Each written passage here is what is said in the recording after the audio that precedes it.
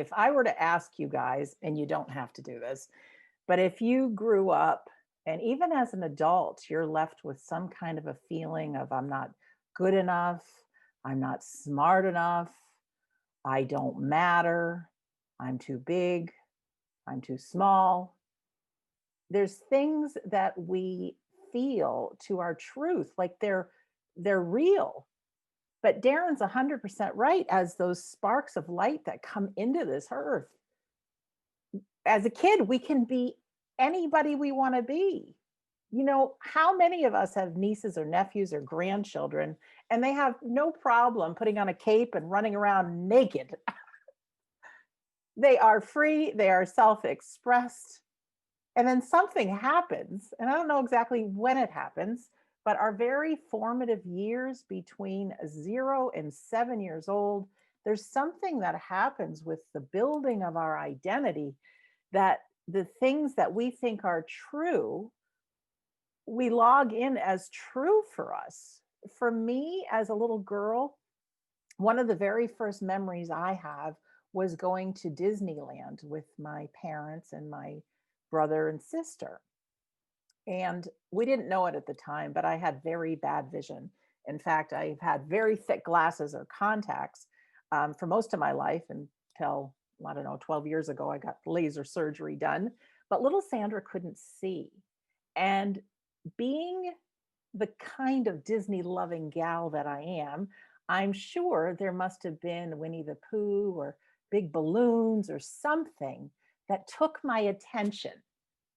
I'm 4, so I'm looking up, and took my attention just for that little time. And the next thing you know, I couldn't see my family. They were gone. And it's strange because even though I was 4, I can still feel that fear. There's a big supply store called Home Depot that we have here in the United States, and it's huge. And I've been there with my mom or a friend. And if they say, I'll just go down this aisle and you go over here, I get this sense of panic that I'm lost. And what if I can't find them? And it's ridiculous because I'm in my 50s, but it comes as so real, like that same feeling of fear of being a little kid. And it's interesting because we make decisions about ourselves. Now, no one ever told me that I didn't matter. Nobody ever said that. People, my entire life said just the opposite, that I'm special, I'm one of a kind, all that stuff. But little Sandra somehow logged in that I'm not special, I don't matter. Because my brother and sister didn't get lost, I did. So little did I know that I was growing up with this belief.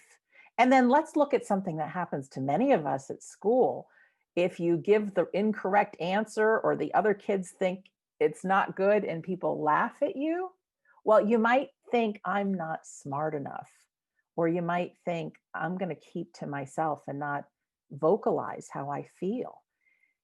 And so we don't realize, but those things that happen at such a young age get locked in to us as that is absolute reality. Like Darren was talking about in his reading, so much just gets piled on and life becomes exhausting. Life becomes one where we're looking to snack on something or we're looking to drink a little something, and some of us smoke a little something. We do things to make ourselves feel better, to try to let go of that burden that's been put on us. The good news is, after the Sunday gathering today, you get a little sneak peek at who you are, who you really are, and you get to have a choice at now how you want to live your life. I do think we come into this life as souls with every dream possible. You know, you're standing there in line with everybody else waiting to get on the tram called Planet Earth. And I'm going to learn this, I'm going to see this, I'm going to do this, and then we're going to go here and I'm going to experience all these emotions. And it all sounds really great. But nobody tells you once you get here in those first 7 years, you're going to forget and you're going to start labeling yourselves with these things. And it's not even that. I mean, I know people that are doctors or attorneys, and they really wanted to be an artist. But in their family, oh no, children become doctors. So we do these kind of things and then we forget. and life becomes exhausting and it's not fun, we should on ourselves. I did say should on ourselves a lot. We should be doing this, we should be doing that. People should on us what we should be doing.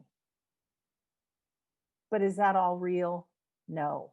And there will be this time that we close our eyes the last time and we go back home and you say, oh my gosh, I was going to do this, but I didn't.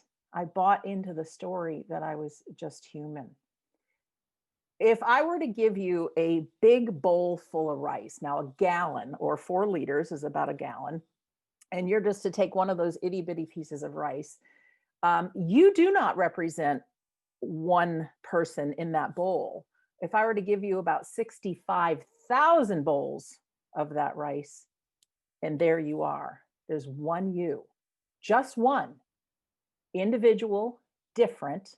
No one will ever walk the same walk you have, talk the same talk, have the same experiences, have the same dreams, have the same things that make you laugh, have the same love for music. There's just one.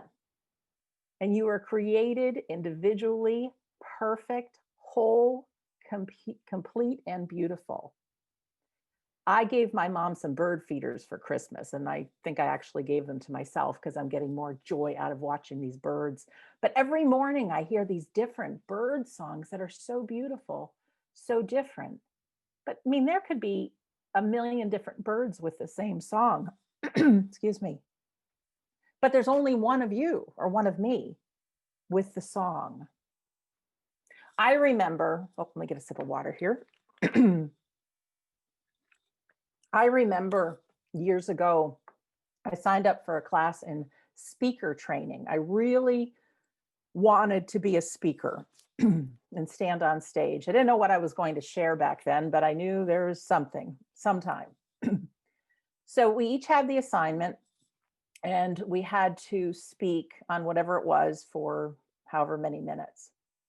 And I practiced and I practiced and I practiced because the girl that does not matter or the girl that feels like she's not good enough has to be perfect.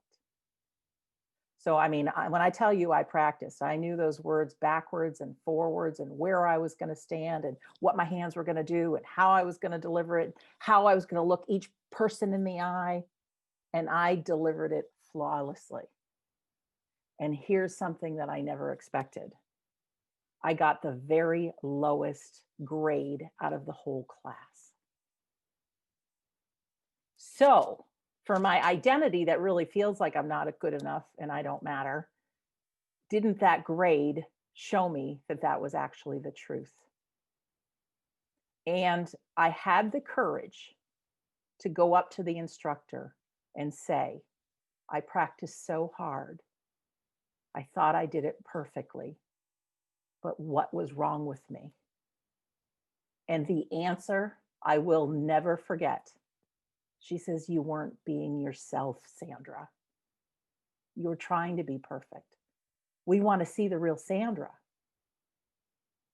And talk about one of those aha moments. Like, could it be this easy? Could it be that easy that I don't have to be perfect? And so something shifted. And I think you guys probably are like me. You have some friends that you can totally be yourself with. Absolutely 100% yourself. And how do you feel around them? Pretty darn good. And you feel like I'm me. And then maybe you go to work or maybe with the family, you have to be a little bit different, but you know what it's like to be the real you. You do. I think we all do. I hope so anyways. So I, with this idea that I can just be myself, that means I can do what I want. Of course, have to be responsible. So had a job, had to pay the mortgage and the insurance and things like that. But one of the things that my soul was passionate about was researching life after death. And yes, it came from a fear of dying. And eventually there was a lot of grief added onto it.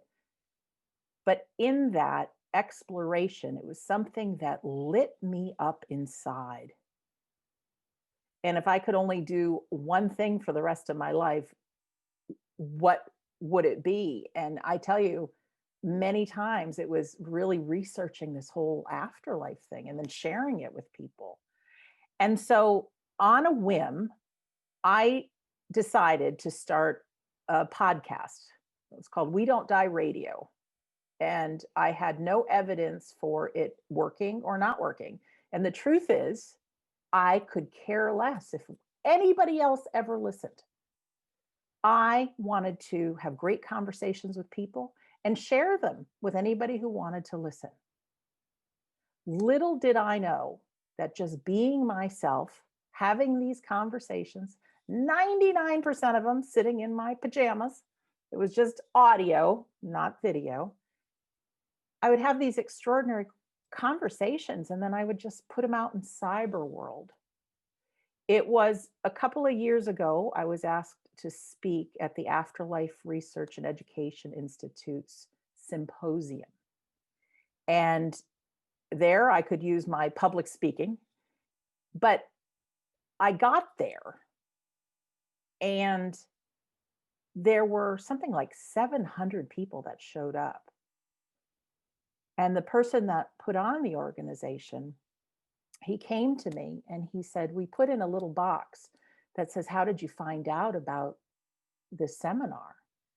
And he said, over 500 of them put, I heard about it from Sandra Champlain's We Don't Die Radio.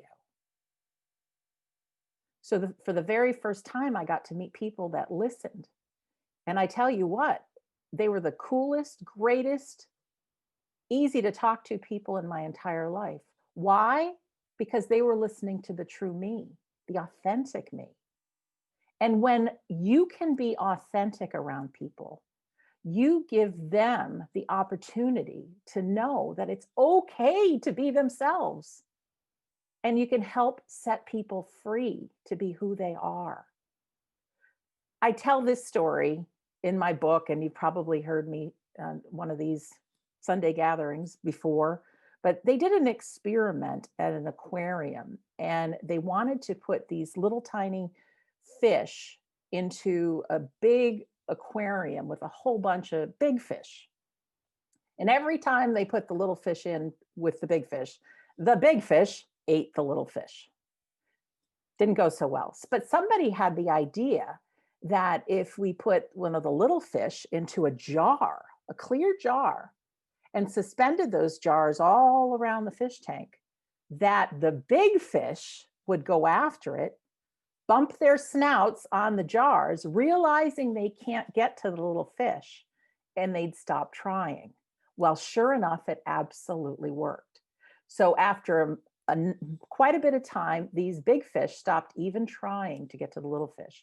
So they were able to unscrew the jars, let the little fish swim in the water, and the big fish never tried to eat them again. Also, you think of baby elephants. They have those stakes they put in the ground, and they have a small rope that ties the baby elephant to the stake.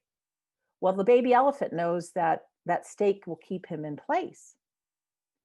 But then the elephant grows up to be this massive creature, still held in one place by a tiny rope. Now, that elephant can clearly pull the rope and pull the stake out of the ground, but it doesn't because of its belief system.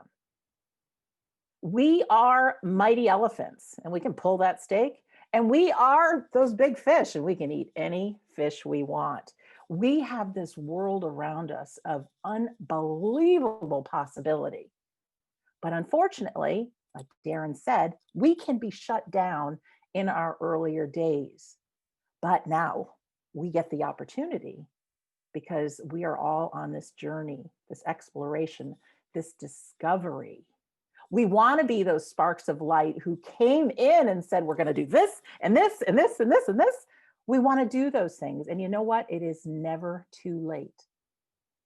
If you could have done your life any differently, you would have. But you're here now. You did it just perfect. So there's no room here for guilt or shoulds. Stop shoulding on yourself. And I found this 3 questions that I had written down. I don't even know where, but I found it on my dresser. And I thought this is the perfect thing to share because this might help introduce you to who you really are. So if I have a magic wand here and I'm asking you these questions, if you knew you couldn't fail, what would you do or who would you be? If you knew you had $100 million in the bank, what would you do or who would you be?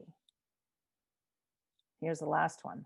If you knew you only had 6 months to live, what would you do or who would you be? Those 3 questions can give you a little bit of an access as to who you are, who you were before all that other stuff started coming into your life and you thought you should be this or do this or what your parents said you should do. That spark of you is within you. And I don't care what you look like. I don't care what you sound like. I don't care how old you are. Um, you are one of a kind, my friend. There will never, ever, ever, ever be another you. You have a song like the birds that is so special. You have no idea the impact you make on people's lives. You don't. But the way to unconditional, never ending, best love you can ever imagine is by being yourself. Be yourself and the magic follows. I have studied a lot about the afterlife, 25 years now. And I've studied a lot of people who have had these things called near-death experiences. And there is a time where our life flashes before our eyes and we can review our lives. Nobody says heaven for you, hell for you, none of that. In fact, I think this life is the toughest it ever gets. But you get to relive your life from the points of view of the people that you impacted. And here's why I bring this up, because yes, there will be things that we could have done differently or could have said differently. There will be that stuff. However, there's also, you get to see how you've impacted people for the positive. Those times in your life that you paid somebody a compliment and you never knew that it made their day.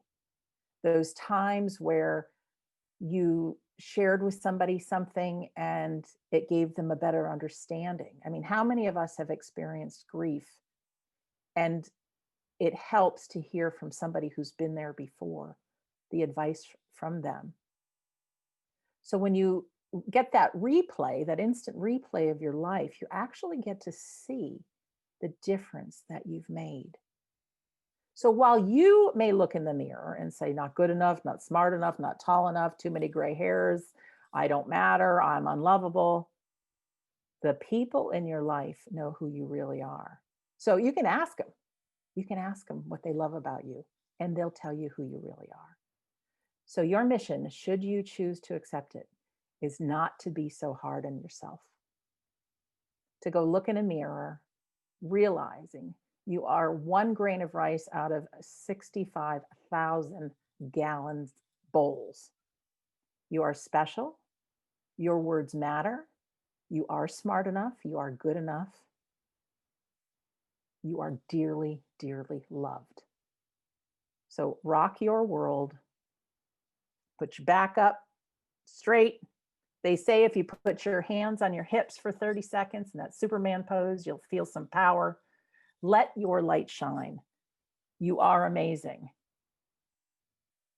And I think that's all I have to say. So thank you for listening. So I'm going to turn my hat now, and it is time for Mr. Authentic himself. That would be Philip Dykes doing a demonstration of evidential mediumship. So I said at the beginning, we celebrate life and we are here to empower you to be the best you can be in life and be inspired. But there's this whole world happening outside our reality called the afterlife or the hereafter, because I believe it's all vibrating around us here. Our loved ones are here. They walk by your side. Surely they have jobs and missions, and their soul has explorations that they're doing in the hereafter, but they're only a thought away. So they walk by our side, they cheer us on, and there'll be a moment where we close our eyes the last time here, hopefully having done a whole bunch of being ourselves, and we open them and they're there cheering us across the finish line. But the next best thing we have to that is what we do here on our Sunday gatherings. So in a minute, we'll have Phil come on. And he has been working hard at this for a long, long time. He will work with the people in the spirit world. The spirit world are very smart, they've got it together, and they know who is going to come through. Phil has no say as to who comes through. So Phil will give some bits of information about a loved one. And when I say loved one, it could be a family member, it could be a friend, it could be a friend of a friend. He's going to give different bits of information that the spirit person is telling him. So listen in keenly. If you can recognize the words that he says as, oh, I know that person, somewhere on your screen it says raise hand, or there's a picture of a hand. If you want to press it right now just to see what happens, you can feel free to do that. What we'll do is we'll try to break it down as to who this person is here to talk to through Phil. And we will bring you in as a panelist if this is your person. And what that means is simply we're going to ask you to unmute yourself so you can talk to Phil. And when I say talk to Phil, Phil will give different bits of information, and your job is to only say yes, no, or I don't know. Sometimes mediums out in the world get a bad rap because their sitters, their clients, end up giving the information out, and you're left thinking, did that person actually tell me? Or was it something that I said? So to be 100% sure, all you need to do is yes, no, or I don't know. And obviously, we have a big audience. Not all loved ones will come through, but it doesn't matter. They are representatives that your loved ones are here, that the afterlife is real, that they walk by your side cheering you on. And it's absolutely magnificent. And I'm so grateful that we include this in our Sunday gathering.